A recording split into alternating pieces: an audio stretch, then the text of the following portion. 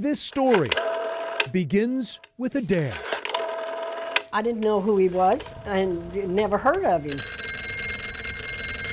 60 years ago, Barbara Gray's friends convinced her to call royalty in his hotel room. And I said, yeah, I want to talk to him. Put him on the phone. Their conversation And we talked for about an hour and a half. would lead to this. Oh, that's the mystery kiss.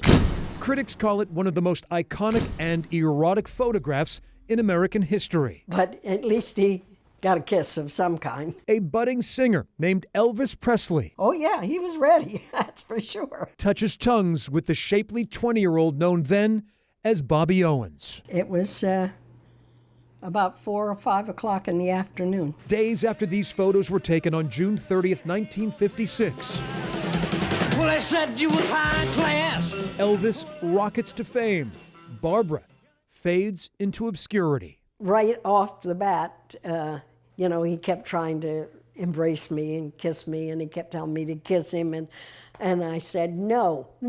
Her 15 minutes of fame will need to wait more than 5 decades. When I look at them, I don't see me. The seminal moment was captured in this dimly lit hallway at Richmond's Mosque Theater, where not much has changed. And he was close enough to just lean forward with his tongue out. And that's how quick it happened. These legendary images show young lovers locked in an embrace. Oh, yeah. Well, I just laughed at it. I thought it was silly. Truth is, Barbara and Elvis's relationship stretches back only a few hours. Remember that dare? Barbara calls Elvis, who is staying at Charleston's Francis Marion Hotel, ironically on King Street.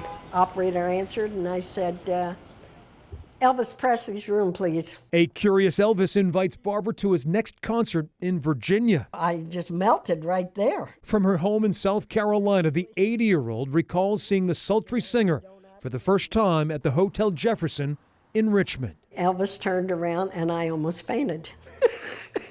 He was absolutely gorgeous. Barbara and Elvis flirt over lunch hours before his concert. He just reached out and hugged me. And I didn't know what to say. I mean, it was like I was numb. Elvis and Barbara pile into a taxi cab. He played with me the whole way, and it's only, 3 blocks away? At the Mosque Theater, Then Elvis came out, and he took me out in the hallway. Barbara says the king moves into canoodle. I said, no, I'm not.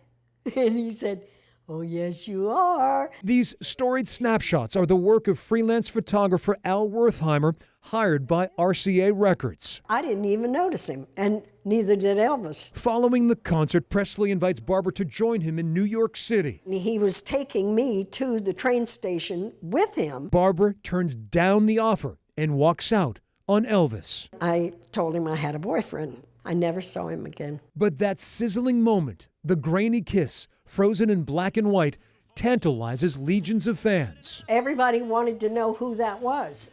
Nobody knew who that was. Barbara knew she wanted to kiss and tell, but photographer Al Wertheimer rebuffed her. He said, no, that it couldn't be me. Over the years, countless women claimed to be the secret woman in Barbara's high heels that unforgettable day. People always thought that it was a tall girl. Nobody realized that I was only 4'11".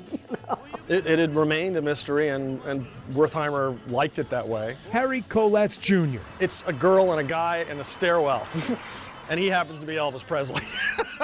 Senior writer for Richmond magazine. In terms of popular cultural history, it's a landmark photograph. Kolatz finds it ironic that one of the most famous performances in Richmond unfolded off stage. There was only one Elvis, and there was only one moment, and we got it. Kolatz says the image is dripping with mystique. When people see that photograph, I don't think they're thinking about her.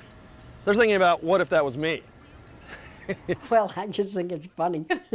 Throughout the decades, Very popular all over the world. Barbara could not escape the smooch. It's on everything. It's not just lunchboxes. It's watches and clocks. Barbara never sought fame and fortune. Oh, yeah. That one. The happily married real estate manager just yearned for the recognition as the mystery woman. He was just saying, I just want to hold you. I just want to kiss you. I just want to get to know you better. In 2011, Barbara's veil of anonymity was lifted in a Vanity Fair article. He was a wonderful boy. Barbara reflects on her intimate moment with Elvis with a tinge of regret. Yeah. And I wish he hadn't let me go. Elvis, in her mind, will forever be 21. I'm so sorry that he's gone, but I love where he went to. He's in heaven. Yep. 60 years ago, a 20-year-old accepted a dare. It was a very comfortable day. It was like I knew him all my life. All these years later, Barbara Gray relishes the day she was once the King's queen. Oh, it was wonderful, and I'm sure that every girl in the world would like to have been me. Yep.